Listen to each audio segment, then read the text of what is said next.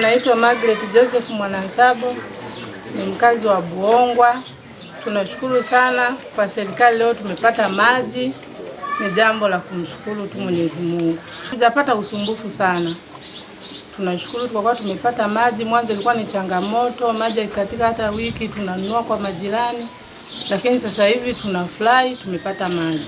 Tunashukuru tu serikali yetu kwa hili swala la kutuletea maji, tunashukuru sana. Kwa majina naitwa Petro Ponsiano Shigunda. Ni mteja wa maji ambaye nimepata maji leo.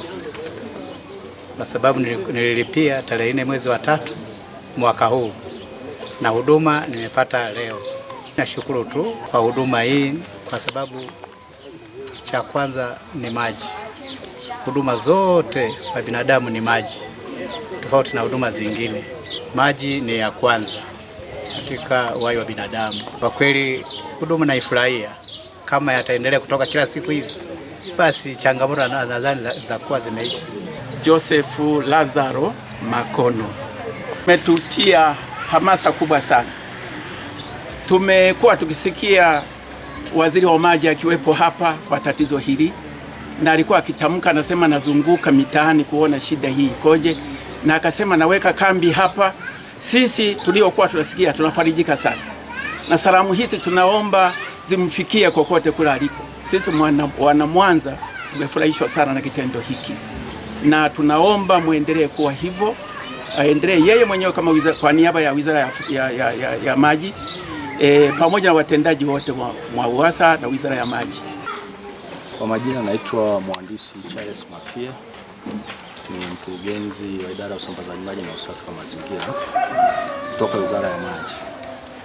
Ila kwa sasa tupo Mwanza kwa ajili ya kusimamia hali ya upatikanaji wa maji na huduma za maji kwa ujumla. Tumeanza kazi hii toka juzi kuhakikisha kwamba maji yanapatikana kwa wananchi, tunazalisha maji ya kutosha na kuyapeleka kwa wananchi kama tulivyojipangia kwenye migao yetu. Tathmini ambayo tumeifanya mpaka sasa, hali inakwenda vizuri. Tulikuwa tuna changamoto ya wateja wengi, takriban zaidi ya wateja 1500 ambao walikuwa wameshaomba maji na wamelipia, lakini bado walikuwa hawajaunganishwa maji.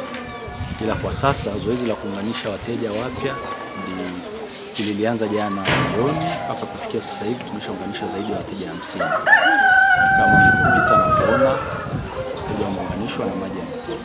Ni swala la upatikanaji wa maji, maeneo mengi sasa yameanza kupata maji, hasa yale maeneo pia ambayo yako maeneo ya milimani ambapo tunahitaji msukumo mkubwa ili maji yale yaweze kufika. Tunapita kwenye baadhi ya maeneo, kwa mfano Isamilo, Genge ya Hema kule ambayo ni sehemu ya juu sana, lakini tumeona wananchi wamepata maji na wanashukuru serikali. Walikuwa hawajapata maji takriban zaidi ya wiki 3 mpaka mwezi mzima.